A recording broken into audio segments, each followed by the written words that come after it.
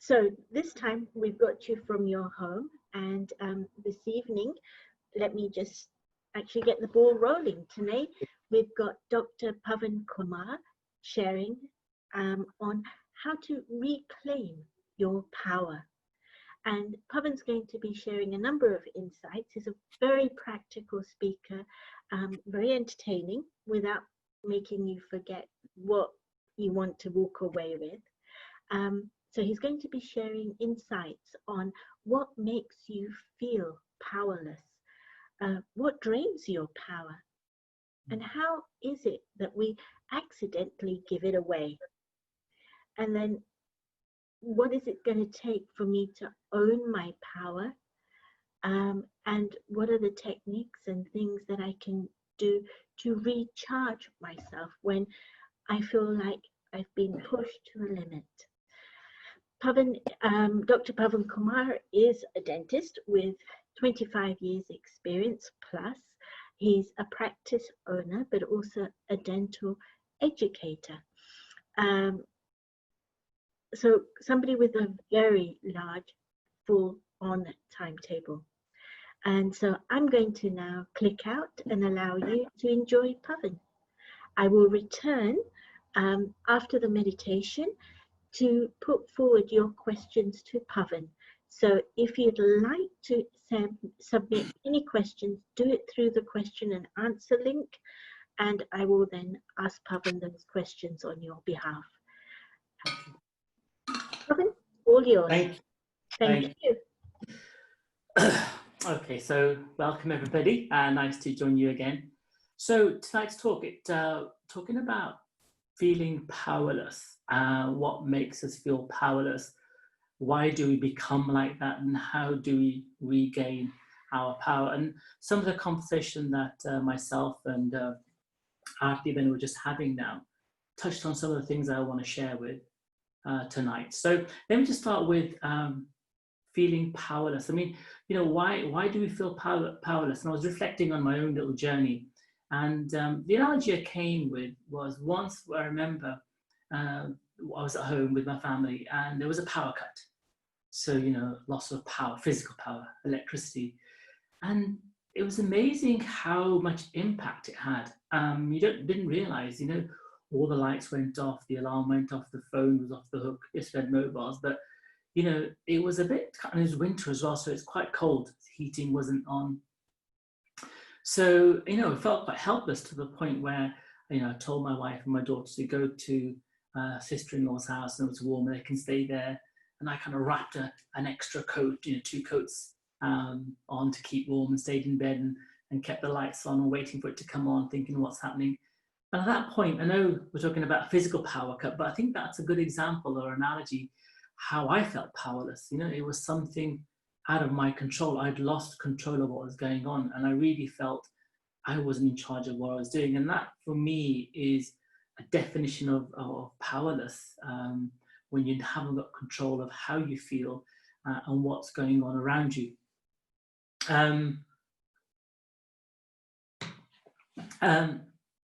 So I think that would be my definition. So anytime that one feels vulnerable, you know, that's probably losing your power. And I think it doesn't happen overnight. I mean, that was a sharp, instant thing that happened with the power cut. But I think when we're talking about losing your power emotionally, I think it happens slowly.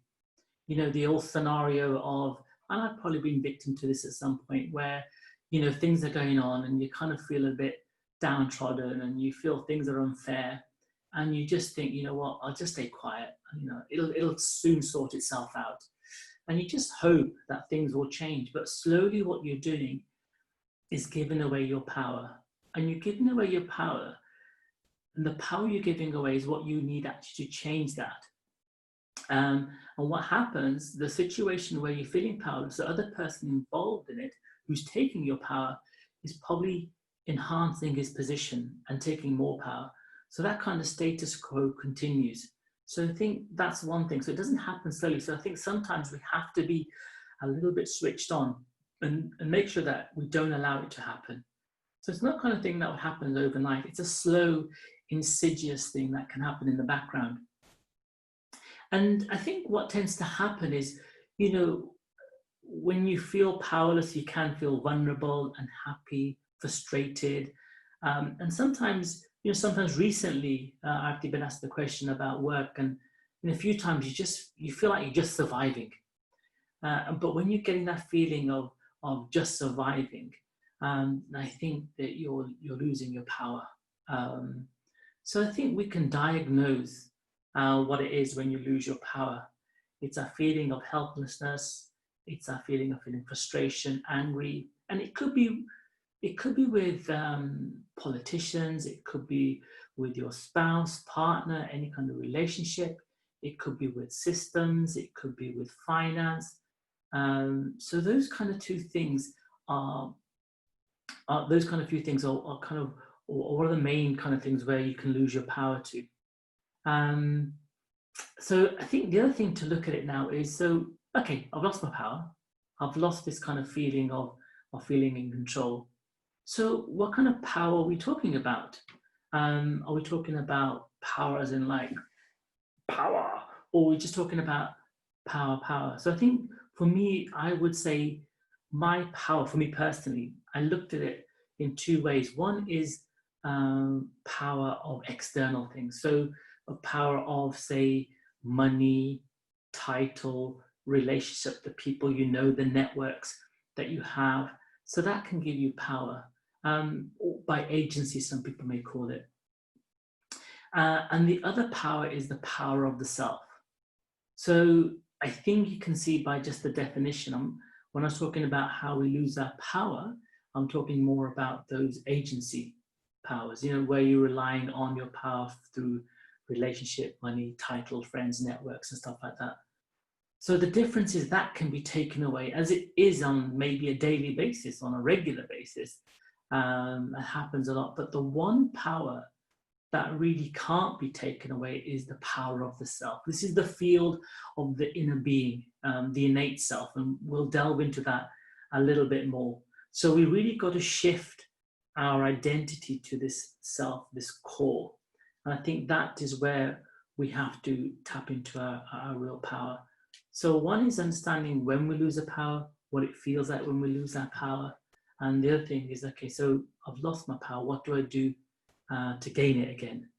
Then understanding that, you know, what was my power based on? Was it based on a little bit of a, not a falsehood, but support materials like agencies, you know, like I mentioned, money, relationship, friends? Was it based on something that I really had no control over?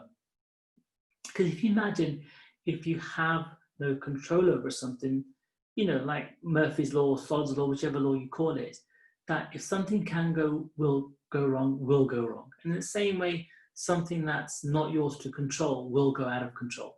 You will lose control of it. So beware of that. So the only power that I feel for myself personally, and I think for us, is the power of the self. And that's what we need to shift our focus and get back to that. And I want to talk about,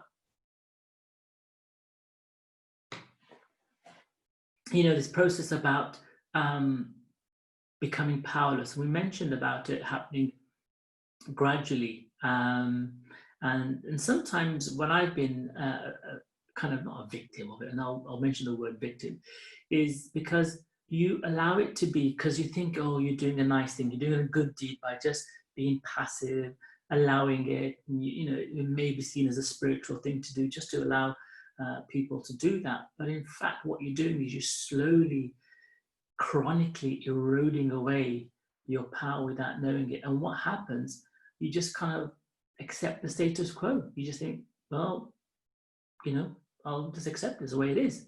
And you almost become defeatist to a point where you think, well, that's my lot, you know, that's what I deserve, or, you know, that's the way it is. And you just accept it. But what happens is, in that moment, and I mentioned this word before, you lose that self-belief, you lose that self-esteem, and you become a victim. You actually become a victim of that. And then you can't move out of it. It's almost like a vicious cycle that develops, because you become a victim of it. You lose some self-esteem, you lose self-belief. And what tends to happen, you know, it happens biochemically in our brain, is that our decision-making processes are effective. Basically, we fail to make good decisions, or we fail to make decisive decisions. And, really, we need to explore why I've become a victim. And that's the hard work. So I'm going to talk more about how to change that, how to regain your power. And I think the first thing is, when you do find yourself feeling a victim, or feeling that you feel you're surviving, or you're feeling you're just getting by, or you're feeling, powerless, or you feel drained or something, like I said, the only way we can get ourselves back, and how I got myself back out of a few situations, is to regain the power of the self, this introspection, this focusing on our inner being. And what do I mean by that? I mean, we have to change our thought processes. We have to change how we see ourselves. And it's knowing who I am, who I really am. There's three kind of questions, like, who am I? What's my real identity? What am I about? What do I want? What do I want out of life?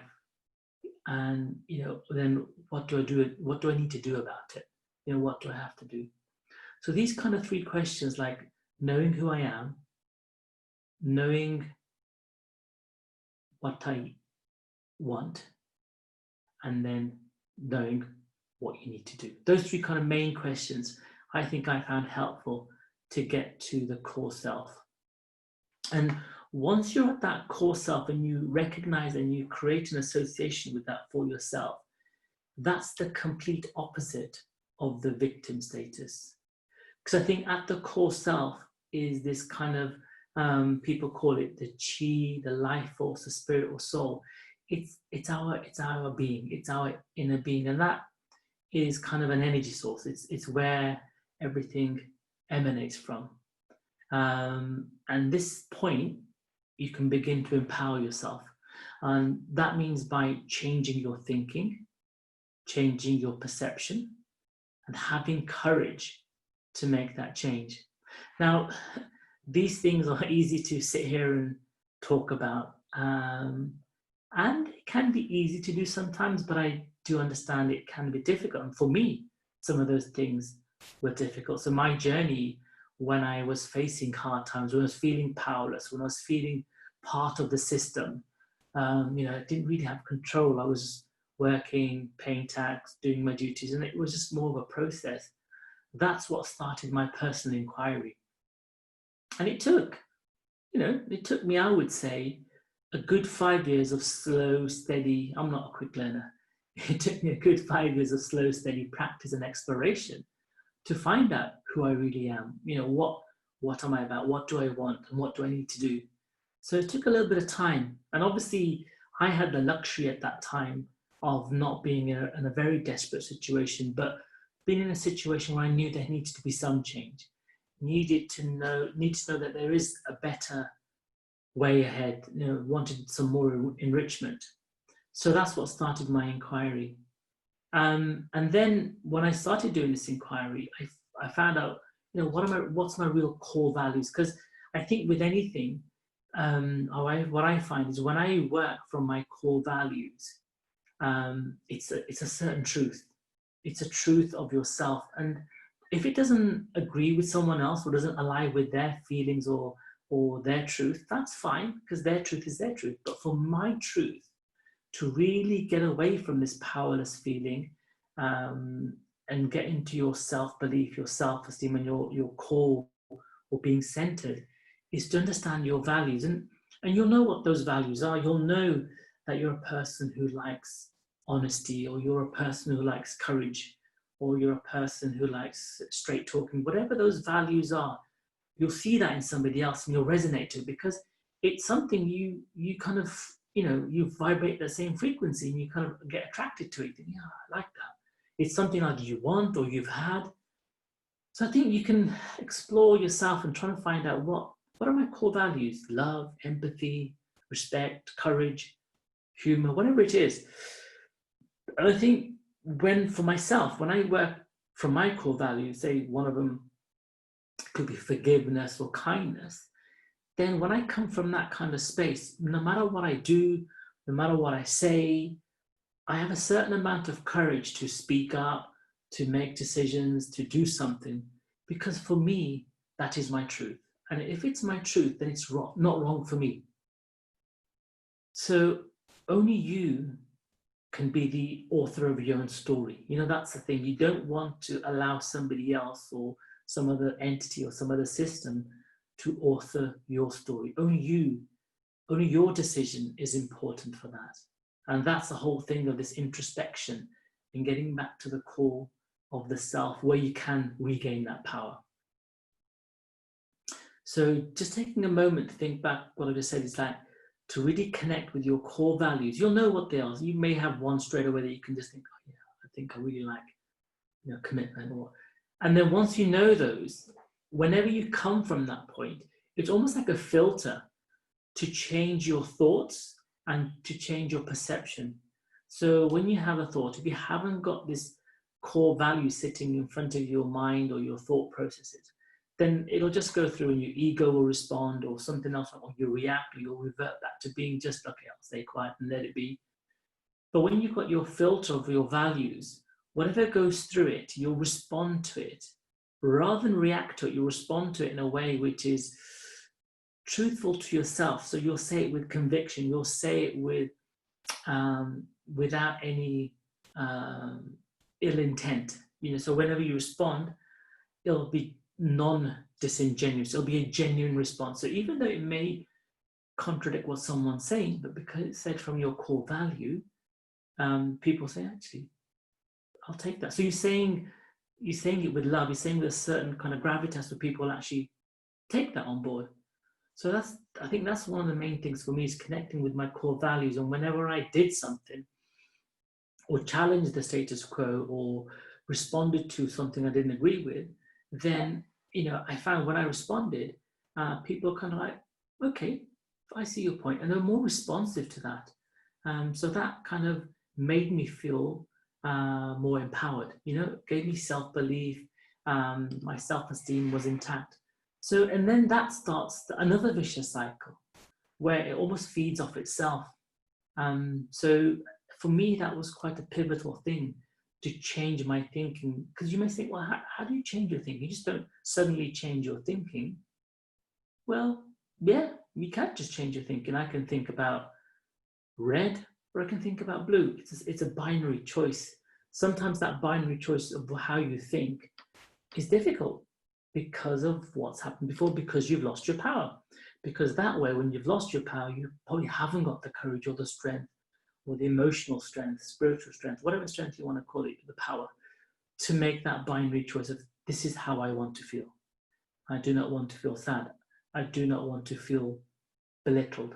So I think, you know, I think it is as simple as like just trying to think differently. And I think it's easier to do if you've discovered your core values and say, no, this is my truth, say it with conviction, and then things will move forward.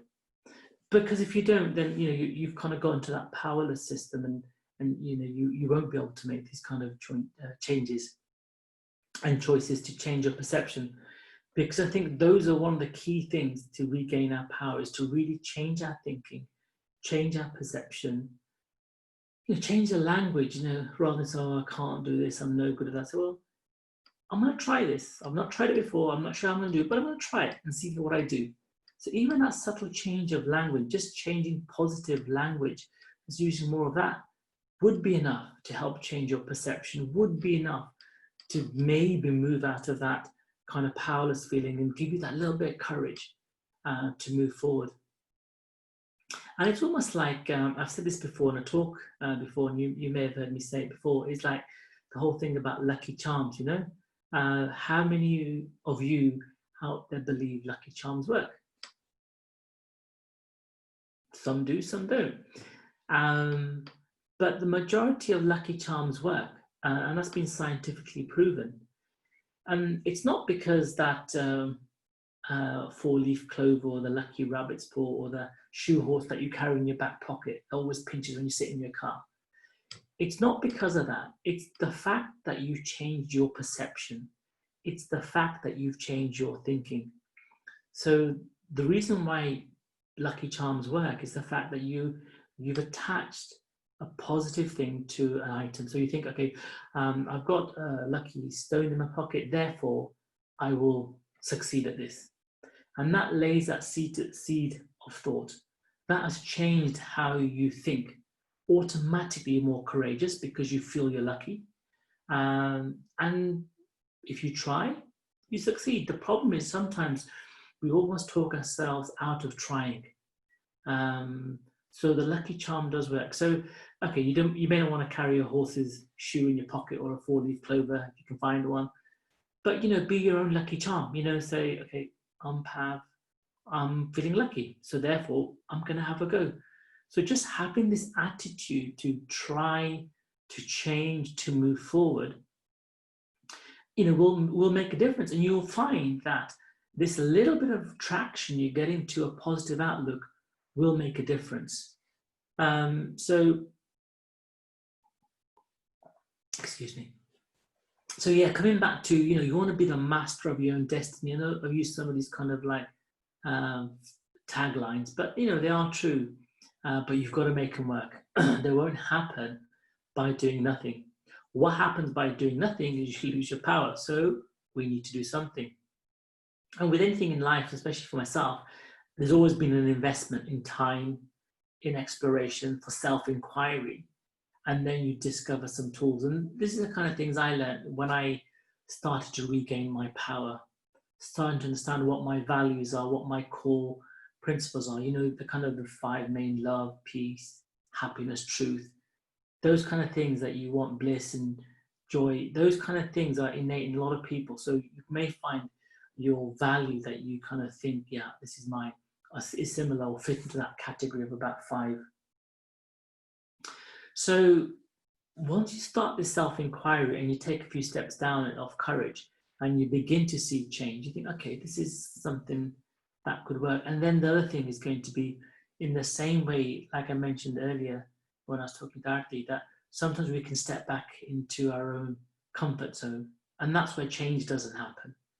So stepping back because it feels easier, because it feels more comfortable, you think, it's not for me, I'll go back to where I was. You're going back to the victim. You're going back to the status quo where nothing will change and everything will stay the same. So it's that kind of attitude, that change of attitude to think, okay, no, this is for me. I'm going to write my own story. I'm going to be in charge. I'm the only one who should be making decisions for myself. I'm the only one deciding what happens. I'm not being flippant about it in the sense I understand, like at work, you've got to follow certain procedures and protocols, and obviously you've got to follow certain laws of the land, which is fine. I'm talking about personal things that you can control, where you can stand up and speak out and make a choice, say different things. So those kind of things. And I think the other things I'd mention is just a few things that I've noticed that an easy way where you can lose your power throughout the day. And I was checking myself in my journey where have I done this? And the first thing is complaining. Don't waste energy on complaining. I used to do that quite a lot. I do a little bit every now and again just to see what it's like, but it's much reduced. A simple thing about traffic. Stuck in traffic and you start getting, not road rage, but you get a bit kind of worked up and you get a bit angry and you get complain about this, they should do that, the road works this and the road works that, and it always happens to me, it's always on this stretch. There may be observations, but you can sense there's a negative energy with that. And I used to be like that. I used to complain a lot. And yeah, you may have important destinations to get to. You may have a pickup to do. You may have an airport journey to make to pick someone up or catch a flight. So there could be some not so nice consequences stuck in a jam. But the thing is, at that point, when you start complaining, you're wasting energy. What you should be doing at that point is starting to find solutions. And I think the wisdom that comes out of that is to change the things that you actually can. So say if you were stuck in a car and you had to catch a flight or pick someone up from the airport or pick your daughter up from school, or whatever it is, instead of complaining, you said, okay, I'm stuck in a traffic jam. What do I need to make this right. Move the traffic along, well, that's going to happen in its own sweet time. So, okay, if you've got your mobile phone with you and you're stationary, you may want to use it if it's legal. I think you can't use your phone if your engine's running and keys in. So I'm not telling you to use a mobile phone, but make communication to somebody when it's safe to do so and legal, to tell them the situation and get your daughter picked up, or if someone else is in the car with you, they can make the call for you. So what I'm trying to say is, when you're complaining, you're losing the power to actually think about a solution. You're not able to change the situation. So concentrate and change what you can. So that's another important bit. I remember once I was driving to my workplace. It's only a 45-minute journey, but it took me actually 3.5 hours just once on the M40 and M25, good old M25, and I was going to work, and it wasn't important, but I like to be on time, so I was getting a little bit annoyed that I'm not going to be on time. But when I realized I'm stuck there, there's nothing I can do. There's a lorry that's jackknifed. I'm not going anywhere in a hurry. I just rang at work, told them to cancel my patients, apologize. If there's any patients who are concerned, they can give me my number and they can call me or whatever it was. And I'll be at work whenever I can, but I'll give you an update of the journey. And then I just thought, well, I can't change the traffic. What I can change is my situation, which I did by calling up and rearranging it. And then I just thought, well, enjoy the time, hands-free, made a few phone calls to my parents, listened to some music, something was on the radio. So, making the most out of it. Even in that shopping queue that, you jump queue to queue and the queue you jump to suddenly slows down. And even then, rather than getting worked up, just take the time out for some silence and reflect on whatever you want to reflect upon. So use that time. So don't waste energy complaining about things. Look for what you can do to find change or move forward.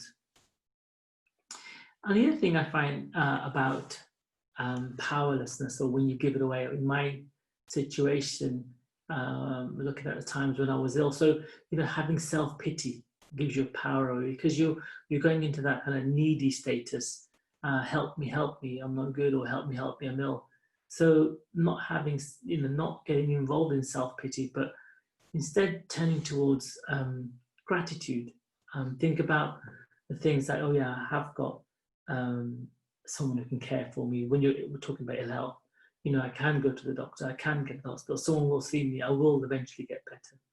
So in situations where you're finding yourself, maybe if you're hurt in a relationship, self-pity, you need to get out of that mode, because you think, again, what am I gaining out of this? What am I gaining by complaining? What am I gaining by feeling self-pity?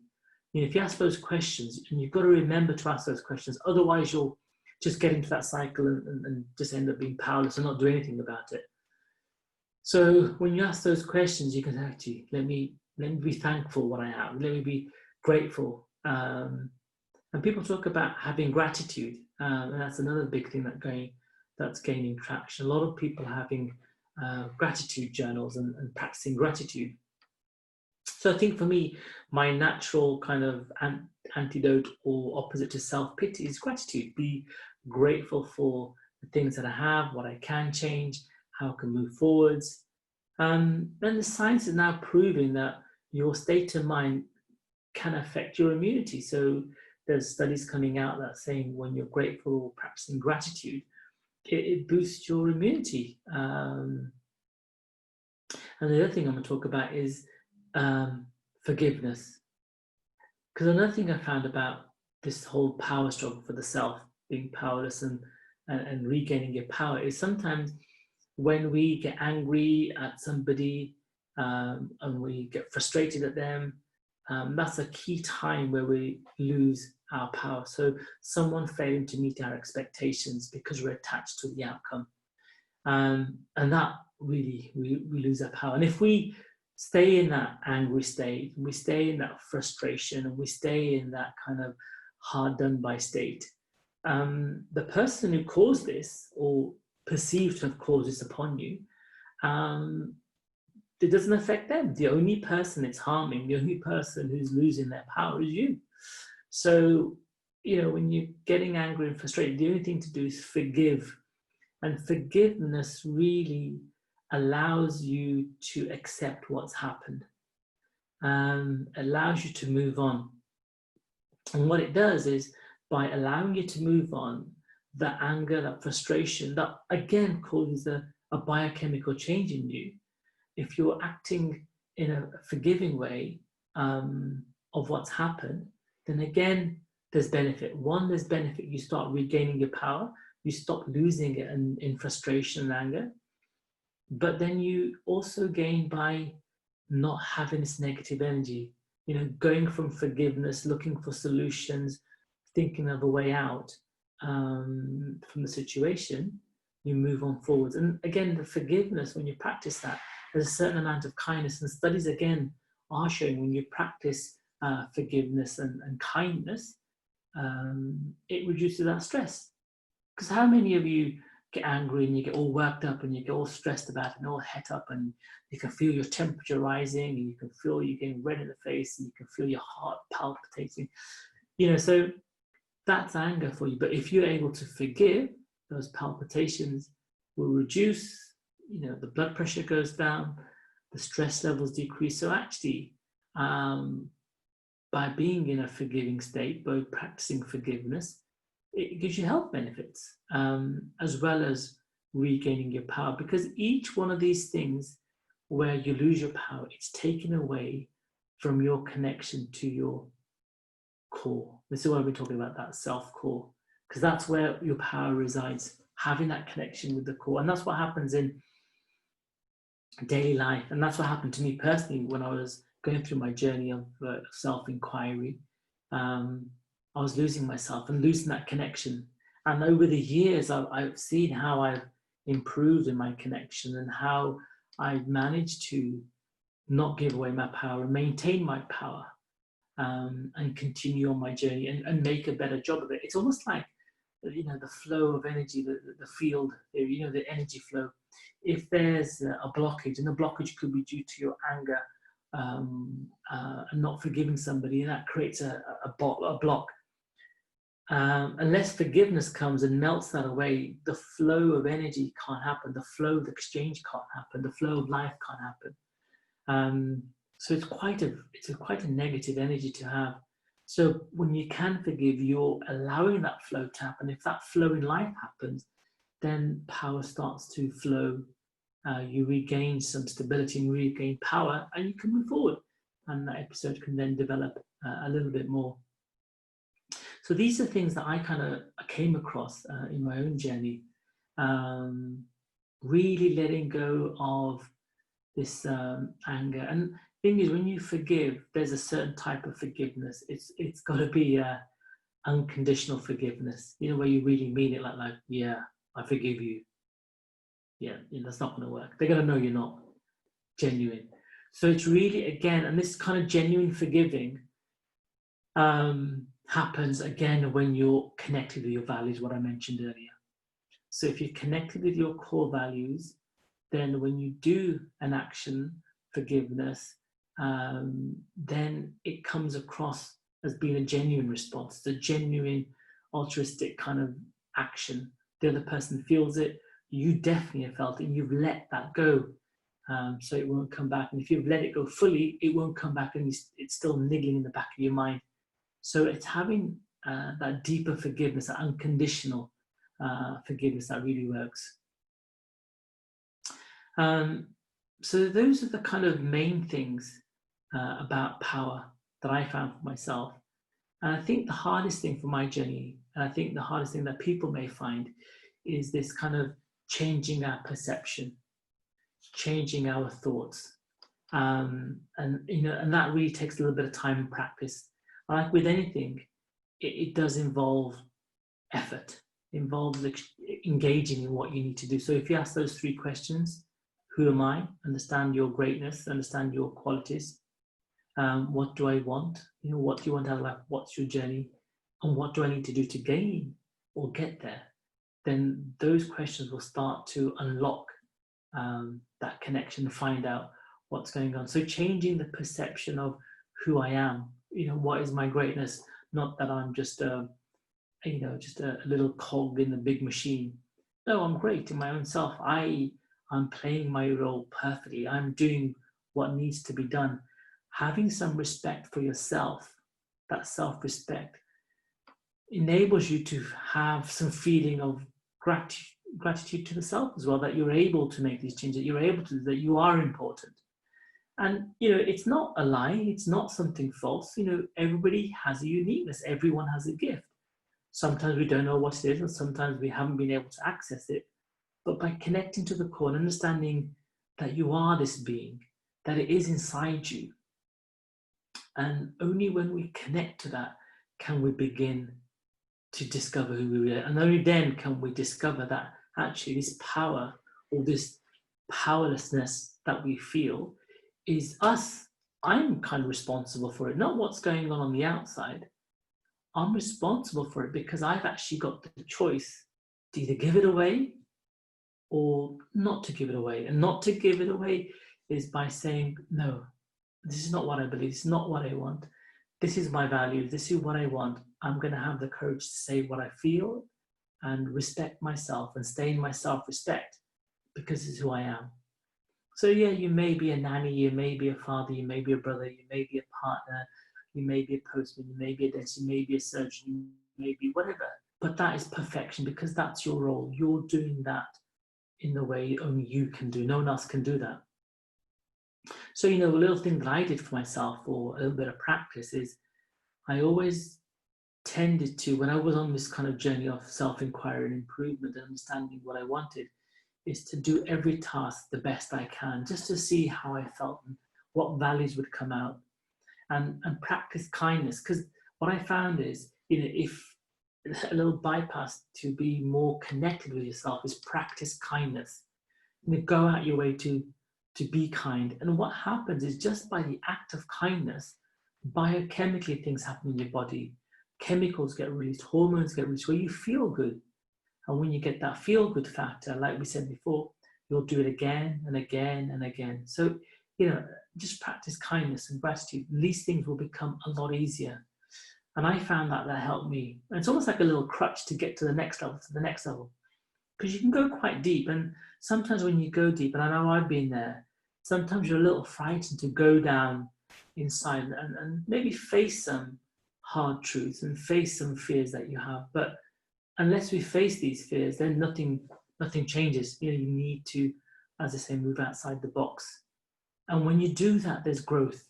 And in that growth lies the power. So it really is tapping into that and changing a perception of who I am. And don't be ashamed of it. I never go, oh, well done, pal, that's a good day's work. We never pat ourselves on the back. We never have this kind of self-respect for ourselves. So I think, this kind of journey of self-empowerment is kind of a selfish journey, in the sense of, like, you have to start with the self, have to start looking after yourself, nurturing the power unit which is inside us, connect to that power unit. And only when you discover that, that's when you can start to regain your power, plug some of those holes where you can start to lose your power. And what happens, you find lots of ways to do that. Some could be through exercise, some through art, some through singing. So, automatically, sometimes you'll come across something where you think, I feel better. So, only what resonates with you. Could be writing, could be journaling. But these little kind of escape routes to reconnect to your creative side, again, is another way of regaining your power, because it builds that self-identity. It gets you to think about what you're writing, what you're drawing, what you're thinking about. So these kind of things can also help as well. And I found that my creativity in my work helped me to create a certain flavor that I believed in, that was my deeper thinking, my core values that came into it. So things like that can really make a difference, and we can begin to regain that power. And what happens is, when you build that power up, it can get depleted, because we all come across little obstacles in the road, little bumps in the road, and we can lose that power. So it's important to regain and recharge. And some of the methods that I use, and like I mentioned, using creative art therapies and writing and journaling. But the ones that I use personally for myself is having meditation, which really helps. A lot of people are practicing mindfulness as well, which I use a little bit of. So really allowing this time of self-reflection, this pause, through breathing, through meditation, to reconnect to that core of yourself. Because without that extra time put aside, it's not going to happen in a busy day or busy life. So you have to make that time. And when you connect that time, you allow yourself that time for introspection and that connection, healing yourself, connecting to the inner power unit, then that's when you can start to feel change. And there's another deeper step beyond that, where the universal power that exists in everything that's connected through nature, in the garden, to the plants, to the animals, to other human beings, there's a whole energy field across the globe which we can tap into, like the network, the broadband network. It's a network that we can tap into, log onto, and in the same way, it's energy field that we can tap into and regain energy. And then there's a deeper step of the kind of higher level energy, the consciousness of divinity and other powers, where you can drain that unending source whenever you feel your self energy is depleted away. So for me, it's a journey internally to discover that kind of everlasting power unit. It is everlasting. We forget that. And once you tap into it, when you do lose your power, which you do every now and again, you quickly regain it. So your major state is in a powerful state, not in a powerless state. So I think I've kind of mentioned the things I wanted to mention. I'm just going to check the time. I think we're just about wrapping up. Artiban, are there any particular questions that I can take, or you'd like to do the questions first, or would you like to do the meditation, and then that'll give people a chance to send in more questions? Okay, yeah, let's do that then. I've got about just about 3 minutes, 5 minutes. 3 minutes Sure. is lovely. Perfect. Okay. So yeah, I've shared a few ideas and thoughts, and if you've got any questions, you can pop them in the chat. So just going to take a little bit of time. If you just sit back and just let your body relax into the chair, sofa, wherever you may be. You can open your eyes, close your eyes. Just take a few deep breaths. Just breathing out, breathing in, slowly and deeply. And as you do that, slow, deep breaths out, you feel an automatic calm coming up across you. Maintain that, focusing on the breath. And a little body scan. If you've got any muscle aches, just give them a little twitch or a little tweak and let them out. Maintaining nice, slow, but deep breathing. And you maybe think about the question that I asked. Knowing who I am. What's your core value? Do you resonate with love? Do you resonate more with courage? Do you resonate with peace, truth? Feel your core value. You know deep down what feels right inside. Once you feel a core value, that's you. That's part of you. Understand that's one of the many values that you have, that you hold. Just because one is resonating more than the other doesn't mean you haven't got the rest, but they're all there. And they'll be used when they need to be used. But hold on to the one that you feel connected to. Feeling that's your true self.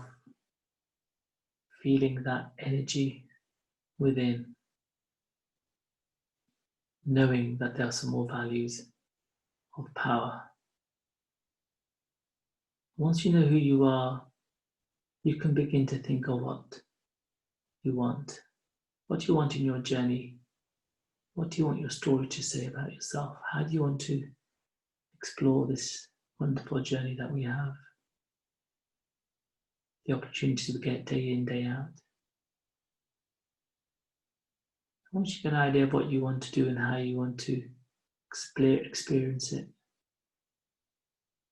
then you'll begin to get some answers of what you need to do.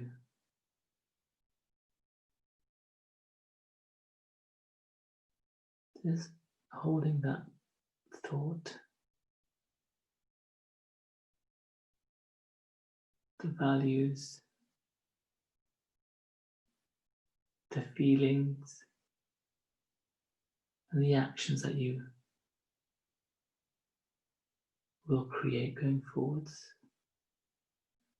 Understand that is you, powerful. Understand your right to your own power. Promise yourself that you'll not give it up. And if it does happen, you know how to regain it in a second. So taking a few more deep breaths. See if any other values resonate. Enjoy those. Begin to feel that you are a powerful being.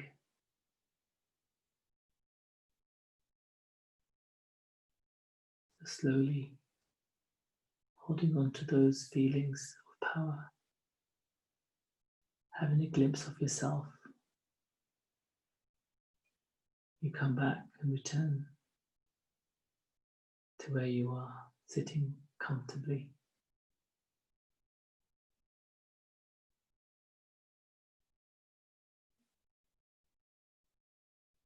Thank you.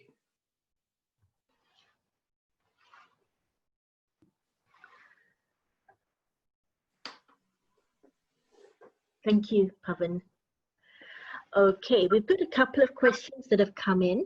The first one is, can you give us step by step how to find your own truth and change from weak to strong?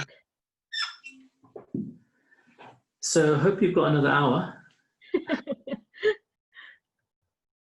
I think step by step approach to finding your own truth.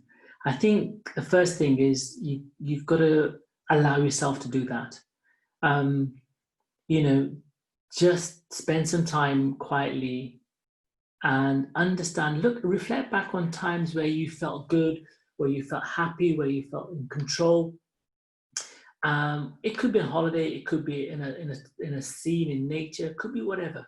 But understand those moments and how you felt.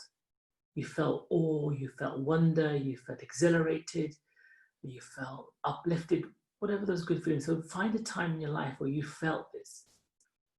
And then make a note of it and write it down so it's there, it's in black and white. And you can revisit that again and later on or another day. And then you create a list of these feelings that you felt, these kind of feelings of awe and wonder and gratefulness and happiness and sad, not feeling sad at all. But when you understand that and you think, well, hold on, these feelings happened when I was on holiday. This happened when I was skiing down the slopes with the wind in my hair and, or on a beach with the sun on my back or in nature where it smelled so fresh and alive and the sounds. But I'm sitting in, Harrow, in my room. But you can still feel like that. And what happens is it's showing you that these feelings, your truth, can be that. It's just that you were there and you experienced it, but you still experienced it from away from that point. So it may be on holiday or maybe skiing, but you still experienced it in Harrow, wherever you may be. So that's within you.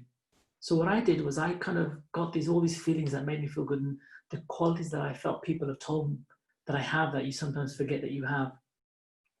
Make that list, and it may be very slow when it starts, but you'll add things to that list. And when that list grows, then you start realizing what you're about. So you can see what you resonate with you, because these are you. These are the feelings you felt, and you can conjure those up anytime you want. And you can maybe ask the help of people around you. So, why are you my friend? What do you think is a good thing about me? Or even ask what's not so good, and you can work on that as well. So I think the step-by-step approach is really having that exploration, getting that investigation hat on and exploring what you felt and experienced and those emotions you had, because those are yours. And you'll know what value is attached to that. It could be fun, joy, freedom, love, truthfulness, for someone so being so truthful. And you want to build on that, because those are you, and you want to bring those out anytime. So when you are feeling disconnected and powerless, you can think, well, that was me, that is me, and I can draw upon that. And it may be, for me, it was initially, I need to take a bit of time out. So I'd walk away from the situation for a little bit, get a glass of water, buy some time, get a moment of pause, so I can reconnect to that and understand that this is who I am, this is how I feel. And when you go back into that situation, you've got a different bit of calm. You've got a different outlook. You've engaged your value, your truth, your love, your empathy, whichever value you're working with, and you can work in a different situation, as opposed to before, where you didn't connect to your values and you reacted from the ego point of view. You just jumped in and got defensive, and that block happened where there's no flow, just headbutting each other. So I think the step-by-step approach, I would say, is that self-reflection, that self-inquiry, to work out the times you felt well about yourself and the things that made you feel good, and because those are your values, you can carry those with you anywhere you go, and then allowing that time to connect to those again when you feel that you're getting a little lost, or you're feeling a little slip of power. And you can get that back within seconds with practice. Sometimes you can work on it more, but when you need it, it can come back in seconds. Hope that was most of the answer. I may have missed off some bits. If you have, you can mention it again. Okay, let me, because questions are coming in, and so let me move on, and we might cover other things. So complaining can bring about many changes. For example, we can't accept injustice and loss of our values. So how do you use complaining to bring effective changes? Yeah, I think that's a good question. I think there it is. It's like the definition of complaining. So, you know, what I was trying to get to was the negative side of complaining. I had a situation today where an engineer was booked to come in to sort out my broadband and didn't turn up and got the wrong day. And I rang up to tell him what had happened. Not to complain, but tell him what had happened, what should have happened, and how it's going to get resolved. So what I'm trying to say is, it's just the perception of the complaint. So complaining for the sake of complaining where you can't change anything is complaining, in my view. So it's just the definition of it. So yes, you know, when there's something that needs to be done, where someone's fly tipping outside your house, you need to tell somebody about it. You may call it, you know, on the website, it's a complaint. But what you're really doing is viewing it a different way. So how can I improve my situation? What do I need to do to voice what needs to be corrected? So I would say it's more to do with the language of it. So complaining is, I think, when you complain, make a lot of noise, but not really get a solution out of it. But when you're actually getting an injustice or correct something, then I would say it's kind of an advisory thing to suggest a better way forward. So it's just changing the language, because when I then engage with the operator, they were much more helpful, rather than me being angry and shouting, "Oh, you didn't do this, you're rubbish, I'm leaving." It was like, look, this happened, there's got to be a reason for it, but let's find a solution. And it moved forward. So I think complaining is one thing, but trying to take things forward in a different way is probably the what I'm talking about. Trying to fight injustice, not complaining, but make a stand, have the courage to say it. And when you say it in a genuine way, then you're more likely to have an impact. If it's disingenuous, where you're trying to gain something which is not quite right, then it won't happen. But when you do it in a genuine space to get a better outcome for yourself or people around you, chances are it'll probably get some traction. So that's the difference, I would say, just the definition of complaining. Lovely. Suggesting. Lovely, thank you. The next question is, sometimes the moment of losing power, for example, when you feel rejected, is so overwhelming that it's impossible to react in a rational way. Do you have any thoughts on how to deal with the situation at that moment? Yeah, I've been there. So I think what happens, there is a moment of, call it grief or mourning or whatever, where the rejection is quite deep and has an impact on you. And I think sometimes you've got to just accept how you feel. You feel terrible. You feel not worthy. Accept that feeling. It's nothing wrong. I felt it. I'll probably feel it again. Every human being will go through this. So I think having the acceptance of how you're feeling your emotions, they're absolutely right and entitled. So accept that feeling. You may feel really poor and low and everything. So the first thing when I look back on these kind of things is like when I was immature in my development, I wasn't accepting them and I just kept fighting and kept going back to that feeling of rejection. But now it's like, yeah, I feel a bit disappointed. I feel a bit sad, but then I change my perception. So the first thing is when you find it hard to change, just accept the feeling. Accept how you are and accept the fact that it's common humanity. We all feel the same. So you're not different, you're not alone, it happens. So in that you find some solace. Then obviously, you know, I find talking to somebody who I trust, family member, a friend, a spouse, talking to somebody about that really helps because they'll reinforce that, yeah, don't worry about it, it's normal, things will change. And then the other side of it is the rejection. You have to understand what I tell myself, and I believe it to be true, is they're not rejecting me per se, they're rejecting something about what I've said or done. So they're not rejecting me as the being, they're that power source, the inner core self. They're not rejecting me, they're rejecting maybe what I said or rejecting what I did or rejecting what I proposed. It could be a relationship, which is a bit of a deeper rejection, but I always say they're rejecting something that I've expressed, not rejecting me. So make that differentiation. It's never a rejection of you.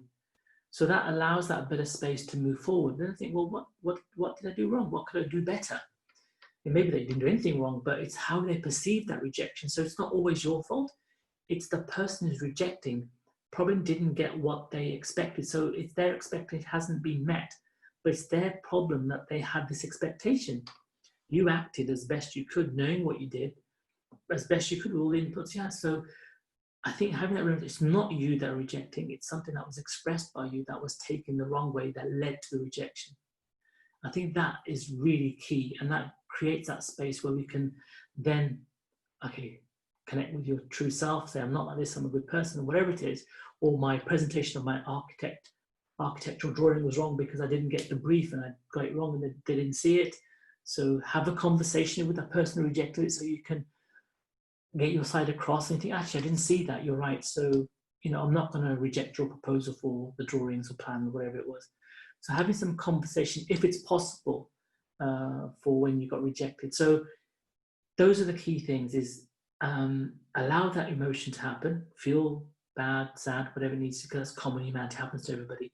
Then quickly, as soon as you can, understand that's not you that getting rejected, but something you expressed or said or did or presented. And then possibly, if it's possible to have a dialogue with that person, you can solve it. If not, you can understand how else you can then move forwards in life or with the project or whatever it is, how you could possibly do things differently to avoid a situation like this. Thank you. The next question is, how can I keep my power alive when whatever I try so hard to achieve seems not to go the way I wish? Yeah, it's a little bit like that rejection scenario where you need to understand why isn't it going the way it should be going, because you know you're putting a lot of effort in and you think, okay, this time it's going to be fine, it's going to be fine, it's going to work, and then it doesn't happen, and you think, well, I did the best I could, and then you got to get yourself up again, put all that energy and power again, and it may not happen, and it depletes power pretty much because you put a lot in there and your expectation may be quite high and it doesn't come off, and the drop is equally in length on the way down. So it can be quite draining. I think what to remember is what I mentioned earlier about the person who got rejected. It's the expectation not being met causes the rejection. So in the same way, whatever I put in power, put in a lot of my energy to move something forwards, and it doesn't happen, I do get a little bit disappointed, but I think it wasn't in vain because what needs to be said was said and done, is out there. But what I need to do, think, well, what more could I do? There's always something more you can do. And then again, a lot of, this journey is quite exploratory. You have to find out what else can I do? Was the person listening not thinking that way? Did they want to hear something different, or did I do something that wasn't quite seen in the way it should have been seen? And then represent it again in a different way. And eventually it will get done. There are certain circumstances where you'll have to just basically maybe get a second opinion. Say, look, am I doing this right? Am I missing something obvious, just to make sure? But the other time, sometimes when you've kind of got to a point where you've kind of done it again and again and again and again, you must think, well, hold on, there's something fundamentally not right here. And sometimes you may just have to step back for a little bit, allow for some time for learning or breathing or regaining your power to go again. So I think it is quite important to try and have a healthy understanding of how many times you can try again till it becomes detrimental, where you lose hope. So I think you've got to try again and again and again to a point where you think, hold on, this is done 3-4 times, it hasn't happened. So am I really missing something? Ask somebody that, does this sound right? Am I missing something? Maybe get some more help and then take it forward again. Or you may learn something, actually, I should have done this way, or I should have done this, and then it may succeed. But equally, something, no, that sounds fine. It may be on the other side where it's not happening, and therefore you may have to change arena, change the person, change the situation, change locality, whatever it is. You may have to do something drastic. But it's almost like that kind of that salesman, the double glazing salesman, where you've got to keep knocking on the door till you get that sale. And to keep that power alive, that was the original question, you've got to have self-belief in what you're selling is the best product. So in the same way, whatever you're getting across, or even putting the energy in, having that belief that the self is the best project. So that will buy you a lot of mileage when you get, say, multiple rejections.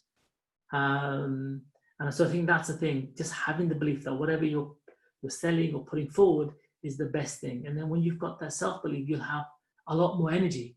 When you don't believe in something, your energy quickly think, well, you're not going to sell it, are you? Because you don't believe in it so much. So, maybe understanding what you're pushing forward is have full belief and understanding in that, and then take it forward. And you have the energy to keep pushing it until it reaches its goal. Or then you'll maybe discover, actually, I need to change this to get it over the line.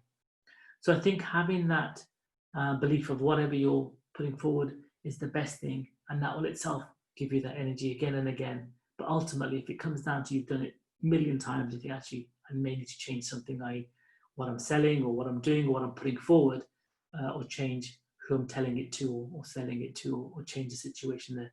So there's a couple of things to take away from there, and I think they worked well for me. But having that belief in what you're doing is the main key to re-energize that power, and that belief in yourself as well, importantly. Hope that's okay. Hope that answered the question. Thank you. Yes. Next question. With so much going on, we become depleted and actually identify weakness. And when you are the main person your children, family look up to, how does one get courage back? Because weakness or weak situations become stronger. Okay, deeper question. Yeah, I think for me, I've got a family, I've got responsibilities, and I know what you're saying. You have to be that beacon of light, the pillar of strength, and you've got to keep showing that and be that. So there've been times where I know I haven't fulfilled my duty as best I could, and I wanted not to show that weakness, and I took it upon myself. Took it upon my shoulders and burdened that and carried that with me. And that had a detrimental effect on me. It affected my mood, it affected what I did, it affected how I interact with people. I became a little bit withdrawn. But I thought that was the right thing to do because I didn't want to show that weakness to the family or to the people around me. Eventually, it got to the point where I knew that wasn't the right thing. So there's two things. One is, again, sharing your feelings with the people. If it's a conversation you can have with somebody who's understanding, your child may be too young to have a deeper conversation, or your spouse you can have a conversation with and share what you feel, because lo and behold, you tend to find the person that you don't want to show this weakness to or let down, they're more than happy to help. They're absolutely more than happy to help, and they may even tell you off for not coming to them earlier and that you've been through that. Because if a person came to me or came to you you'd instantly help them out and said, oh, don't worry, we can do it together. So I think the first thing is either have a conversation to the person that's involved in this kind of this perception of weakness and not doing your duty.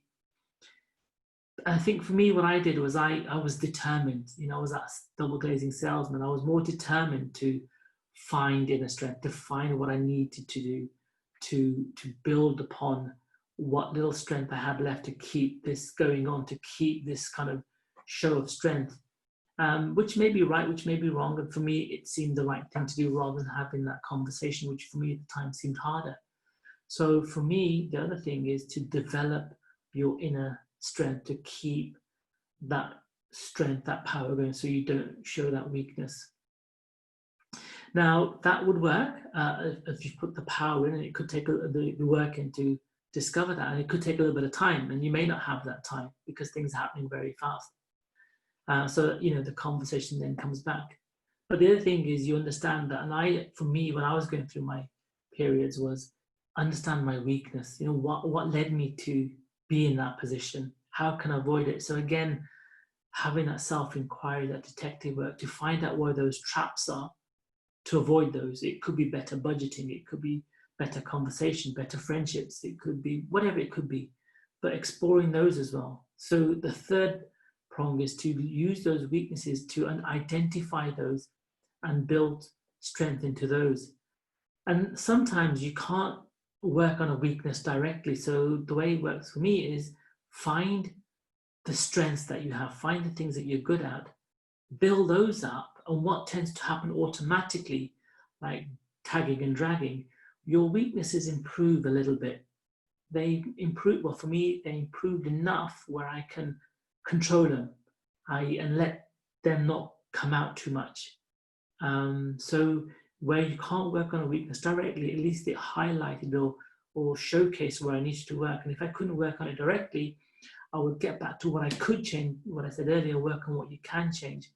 Build those other strengths up, and as you build those other strengths, your whole level increases, dragging those weaknesses to a high level where they're not considered as much of a weakness and they're more manageable. So that's what I would say to that. Again, if I haven't answered the question fully, do ask a follow-up question, but that for me worked. Again, takes time and dedication, but it's a conviction, and this kind of thing to fulfill duty is quite strong in me, and I'm sure it is in you, and that drives you as well, gives you motivation.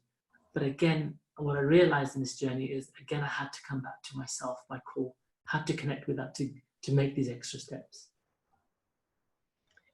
What is the mechanism by which one can forgive someone when you're angry, frustrated, and finding it impossible to focus on the situation? Yeah, nice one. Happens every day. And I think the thing is, when you're angry, the first thing I've learned is silence. Something's happened, it's not right, you're angry, they're going to be angry, or probably not be in a good state of mind, or they're ready to give you some more. So the first thing is silence, not to respond. Because what happens when you get that response and you really want to be like, no, it's your ego responding to that, because no one likes to be told they can't do this, you're no good at that, you shouldn't have done that, it's your fault. No one likes to be told that, especially the ego doesn't like to be told that. That'll respond first. So you really need to bite your lip and go into silence. Even for a second, even for 5 seconds, the longer you can do, the better, because that will give time to put your ego in check and allow you that space I keep talking about to connect to a little bit deeper into yourself and come from a more neutral or a less angry space, if you want to call it that. And there have been times where, you have to say, look, actually, I can't speak to you now. I'm going to come back to you. And you about turn and walk off. So it's extricating yourself from that situation, either through silence initially, to put the brakes on to your anger response, to create that time to understand what happened, and then maybe able to see the situation from both sets of eyes, your eyes and the other person's eyes. And when you can possibly have a more detached look at the situation, as in no emotion involved, you may see there could be something that you could have said or done that may have construed it as not being right, therefore led to the other person to respond, which then led to you responding in a way that I didn't mean this. Da, da, da, da. So it's allowing that space, and only through silence or stepping away from the situation, and then looking back at it later on, i.e. letting the dust settle or sleeping on it overnight, and then seeing it in a kind of a neutral space and saying, actually, you know what? Yeah, maybe I shouldn't have said that, or I could have said it better. Or you may say, you know what? No, I was right. I said what I said and I totally believe in it. And again, when you feel like that, you can say, look, I'm sorry you feel that way. And I'm sorry it came across that way, but that was not my intention. I respect how you feel, but this is how I felt. So let's leave it at that, and maybe we'll talk about it later, or we'll leave it for another day and walk away. So that kind of forgiveness is kind of true. It's deep, it's genuine in the sense of like, you understand that they may have seen it wrongly, and you understand their truth may not be your truth. So you can understand, actually, I can see why they could have got angry. I know my truth. I'm happy with what I said and did, so I'm sticking to that. But for them, they didn't see it that way. So it's almost allowing them to say, well, no, you can feel like that. It's quite okay. It's not what I believe in. I don't think it's correct, but you're entitled to that opinion. So let's accept it the way it is, and we'll talk about it later. So it's trying to maintain that genuine feeling when you forgive somebody. And like I said, only forgive them if it's genuine. They're like, oh, I'm sorry. Are you really? Yeah, absolutely. 100%. I'm really sorry. Yeah, that's not going to work. So don't say it. Just take some time out and then come back to it.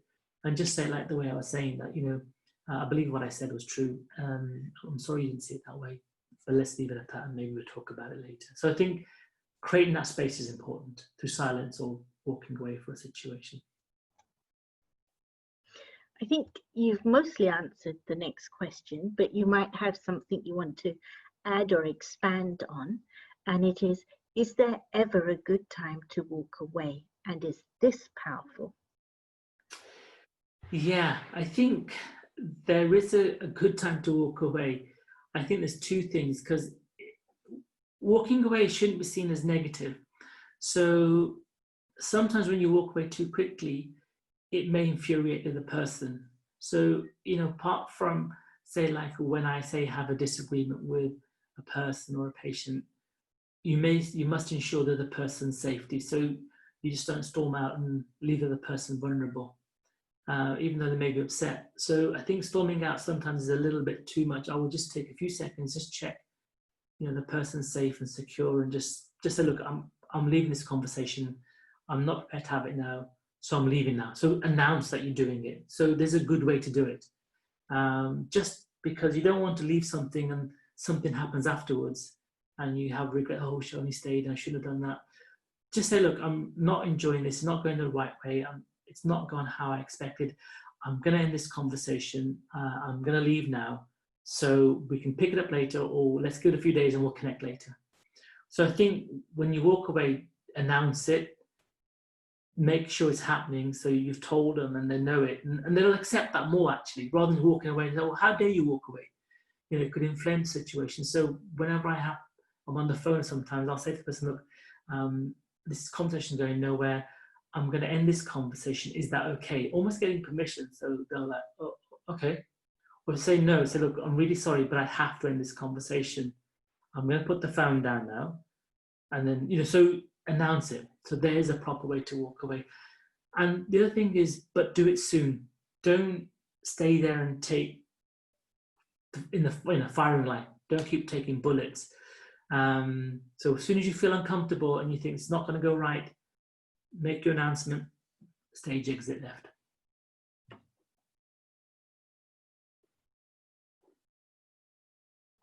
Thank you. That was actually very useful. Next question. How do I regain my self-confidence and reclaim my power, as I've been out of work for almost 2 years and still can't land a job? I used to be a high flyer, but it's like I've hit rock bottom. Okay. So I've been to rock bottom or close to it and back. And the good thing about it, there is a bounce back from there. That's what I felt anyway. So yeah, there's going to be a bounce back. There always is. And sometimes you think you've hit rock bottom. In my case, there's a bit more to go still. And it's hard, but you do bounce back. I think with confidence for myself, and I think it probably applied to most situations, is the fact that, and I did it late, but I did it and it did work out, is you're going to have to rebuild. With anything, it's like deconstruction, reconstruction.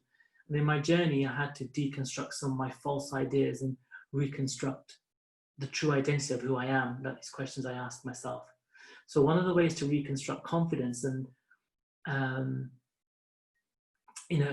is to actually write down a list of all the things you've achieved.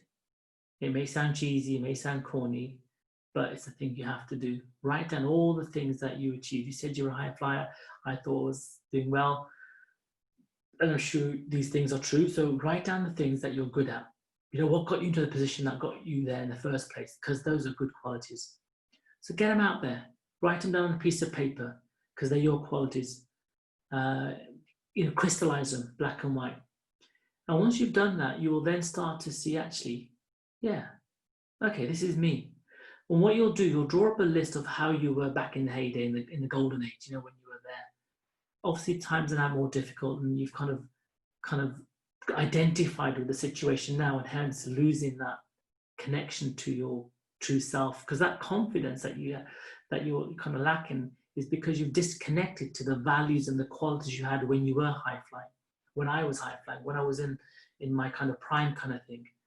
But like I said earlier, with the emotions that when you're, say, skiing or doing something, or you're feeling exhilarated, they're inside you. So these qualities at the beginning, when you were in a position, they're still there. They're still there inside you somewhere. They just need an arena to be expressed.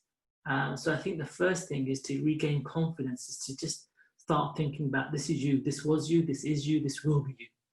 And also make a list, and almost have an affirmation of it every day, like, this is you. And sometimes, coming back, and I know job situation, especially now, it's a bit tough out there. But what I've noticed some of my patients and friends are doing is some voluntary work, just to get back out in the arena, just to get back out with human contact, and again, get your values to work, get some of your qualities to work, and then you'll get reconnected to what you can do. So even some voluntary work in maybe not the profession you're in, but something just locally, helping a local charity or something, just to get that connection again, people to see your value, automatically that will trigger, oh yeah, that was me. And then you'll have your list of values that you've written down, and that's you somewhere deep down. It's just the fact that you've drifted quite far away from it.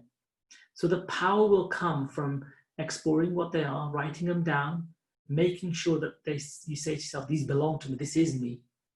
And then finding a way, how can I do to get them out again? And that's like going out in the world again, connecting with human beings. I know there's lockdown and social distancing. That's fine, things can still happen. And eventually, you'll open enough doors, and one door will lead to another door, and you probably end up to a position where you want to be, maybe in your own occupation that you had before, maybe in a different occupation, but you feel more fulfilled, and that confidence will slowly go back. So it's rebuilding it with things that work well.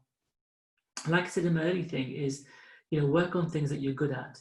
That automatically builds confidence in that, and again, they will hopefully lift the other ones out a little bit, so you can get confidence back in that. But I think the key thing is having that social interaction at a level where you're almost doing voluntary work, where you can rekindle that belief again, because it's there.